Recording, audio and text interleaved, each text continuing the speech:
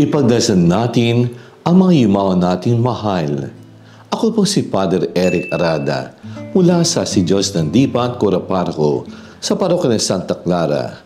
Dito sa Barangay Santa Clara, lungsod ng Santo Tomas. Magandang araw sa ating mga faith friends at sa ating kalakbay, sa ating buhay, pananampalataya at patuloy ang pagdinilay at paglaganap ng salita ng Diyos.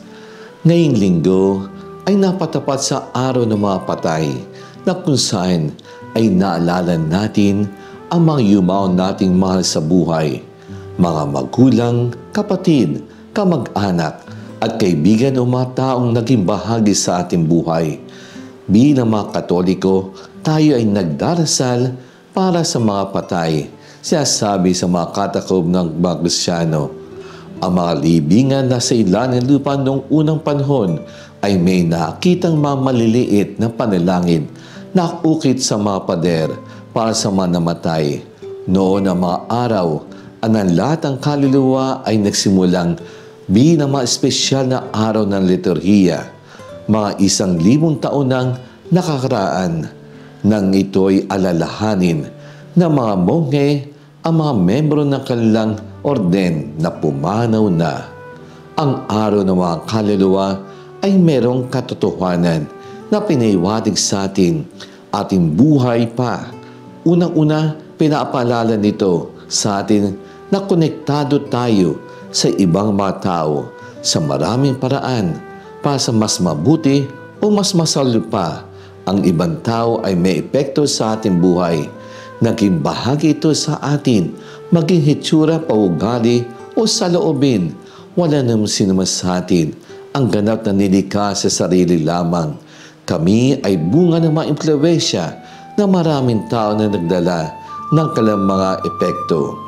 Malalim namin hinuhubog at impluwensyahan ang isa't isa. Sa mas malalim na antas, ang All Saints Day o All Souls Day ay nagpapaalala sa atin ng bigkisang binyag na gumagawa sa atin ng isang tao at isang iglesia kay Kristo.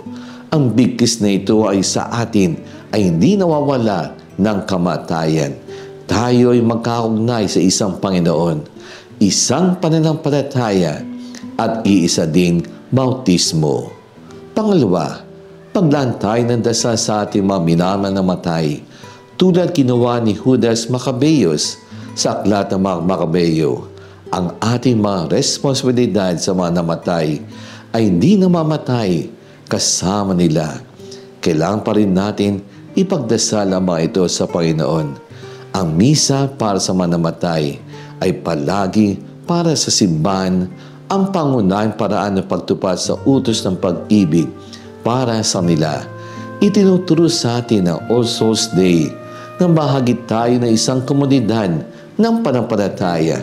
Hindi nakakalam ng kamatayan. Ang araw ng mga kaluluwa ay isang araw din para sa ating harap ng kamatayan upang mapagtibay ang buhay sa pamamagitan muling pagkabuhay ni Jesucristo. Sabi ni Jesus, "Ako ang pagkabuhay na magmuli at ang buhay." Ang katotohanan ibinibigay sa atin ni Jesus ay isang kamangmang-mangha katotohanan.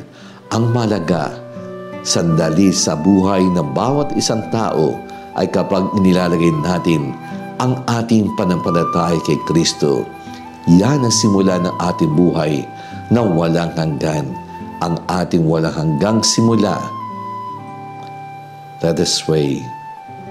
Eternal rest grant unto them, O Lord, and let the perpetual light shine upon them. May the souls of all the faithful departed, to the mercy of God, rest in peace. Amen.